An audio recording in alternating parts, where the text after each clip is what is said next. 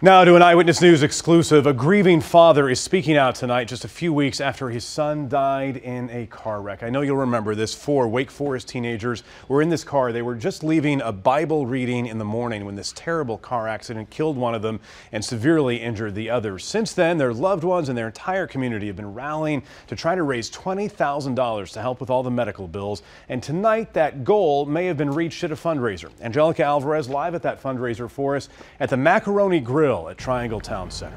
Angelica? Steve, barely 3 weeks ago, these families were mostly strangers. It was the kids who knew each other. Tonight, though, they sat around a table here. They were talking. They were eating as one family, first united in tragedy and now united in community. Yeah, he's definitely missed. Bye-bye. Thanks for coming. Been my best friend my whole life, so. Stan Rock visibly emotional when asked about his 15-year-old son killed in this car accident on September 29th. Braden was in this car with his big sister Faith and friends Katie Williams and Skyla Kirby. A left turn in front of an oncoming car on the busy Capitol Boulevard in Wake Forest would change their lives forever. Braden did not survive. The others suffered serious and critical injuries. The emergency room is where their families would meet for the first time. I never will forget, Stan, he lost his son, who obviously he loved a great deal. And his daughter was in bad shape, and yet he was wandering the halls and he wanted to find Katie. He wanted to see how Katie was. And he came in Monday afternoon and he just collapsed at the bed on his knees, crying over my daughter, saying, "I'm sorry, I'm sorry, I'm sorry." I will never forget that moment because that is pure love. And he represents pure love. That love has since been amplified, giving a new meaning to the word community.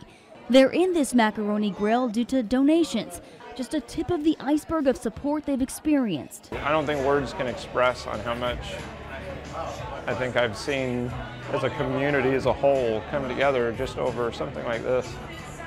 Yeah, I didn't think that existed anymore. Even equating it to the aftermath of the worst day in recent history. Not since 9/11 have I seen this kind of a community strength together and get together and help each other out. Now with the girls out of the hospital with broken bones and bruises, but okay, seeing each other for the first time since the accident, their families are taking a moment to thank each other and their community. It's made me want to make this home.